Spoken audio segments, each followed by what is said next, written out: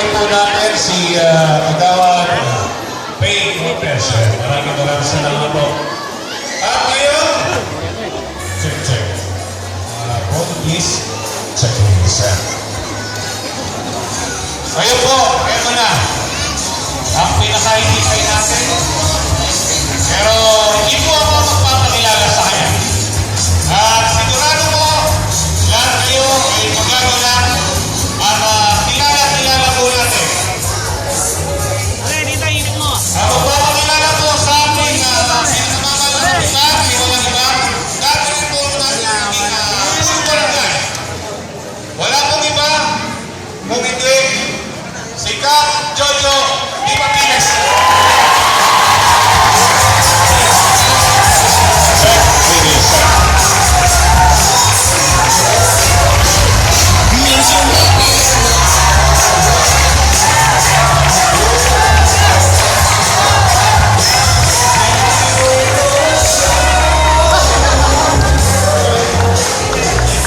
Hello, likod mic. Naririnig po ninyo sa likod? Naririnig? Tatawag po ako kada purok na, hindi ko na po individual na tatawagin yung mga kakilala natin, no? Pero purok na lang. Palakpakan po natin ang mga taga-purok 1. Palakpakan po natin ang mga taga-purok 2. At ang purok 3 na sa Maligaya. Palakpakan din natin ang mga kabarangay natin, taga-purok 4. Palakpakan din natin ang taga-purok 5.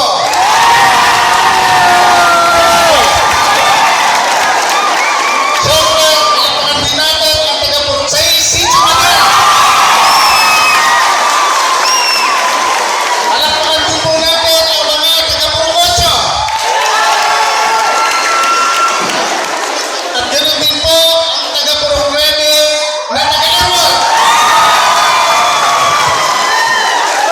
At ang last, ang taga-purok 10.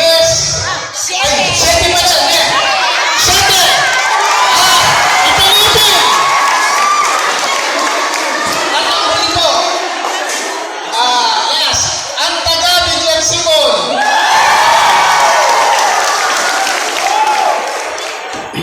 Alam po ninyo, nagpapasalamat ako sa layo po ng mga pinanggalingan natin.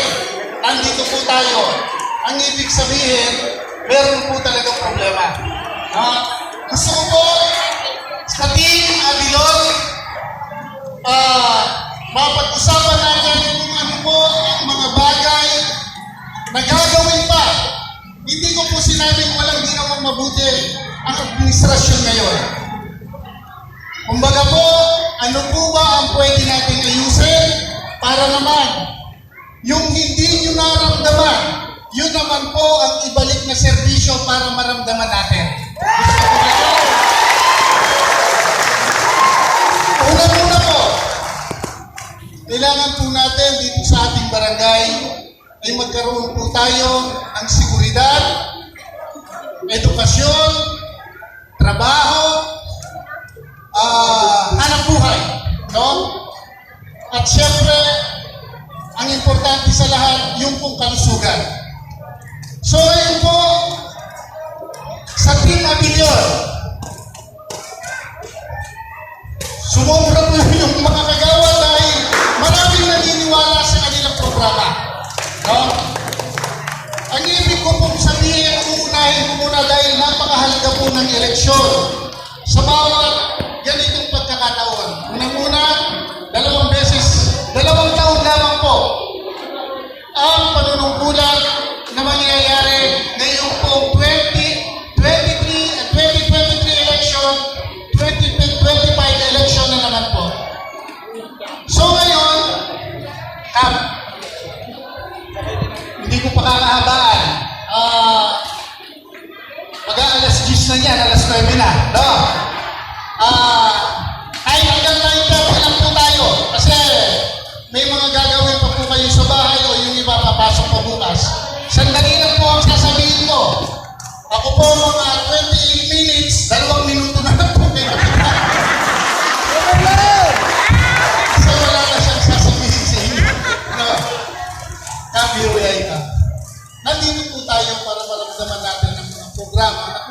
makakatugon sa atin. Unang-una, walang tututol sa pagpapagawa ng kalsada, pagpapagawa at pagsasaayos ng mga buildings, mga drainage system, hindi po natin yan tinututulan. Ang isang masakit na bagay lamang po dito, napakaraming ginagawa, no? Napakaraming dapat gawin na mga daan at drainage system, lalong-lalo na nung panahon ng pandemya. Meron naman pong dapat gawin nang walang masasagasaan o tatama ang bahay sa mga kabarangay natin.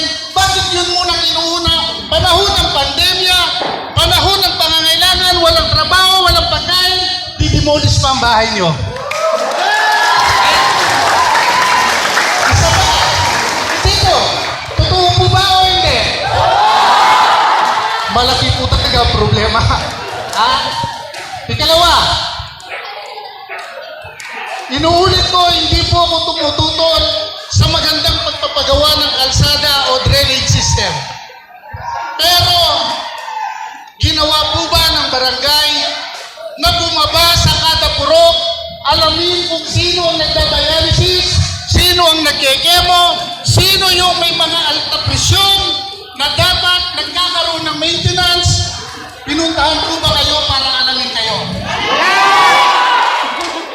Sa Team Abilon po, sana at 2 taon po ang panunungkulan na to, magkaroon po ng magandang programa, alamin natin kung sino po ang may sakit na nangangailangan sa ating kabarangay.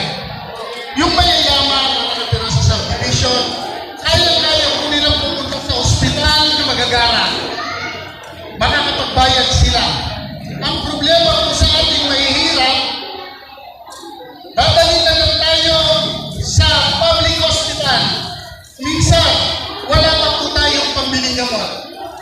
Pag ilalabas sa ospital, nangangailangan pa tayo ng pambayad. Ano po ang pwedeng may tulong ng barangay? Hindi po sulat ang kailangan para padala mo sa nagkasakit para sa pang-umiskaso doon. Meron po tayong mga kagawad, kaya hinalan natin sila para pag pumunta sa barangay natin, ililibre ng sasakyan, dadalhin sa ospital, at doon kung paano ang magsisettle ng bill, sila na rin po ang dapat umayos. Babalitaan ko po kasi, meron na tayong sasakyan, public yung service na yan, hinihingan pa tayo ng panggasolina. Panahon po ng pandemya, lahat tayo dapat ma-injection na ng vaccine. Imbis na ilibre nila ang ID, pero anong ginawa? Pinabayad pa po nila. Gusto niyo po po bang makunin ang ganitong pagkakataon? Hinihikayat ko po kayo. Bigyan natin ng pagkakataon ang ating barangay na ibalik natin ang saya, ang dangal, at kung papaano ang bawat kabarangay natin dito sa Punong Maragul ay mapagserbisyuhan ng tama, lalong-lalo na po ang mahihirap na wala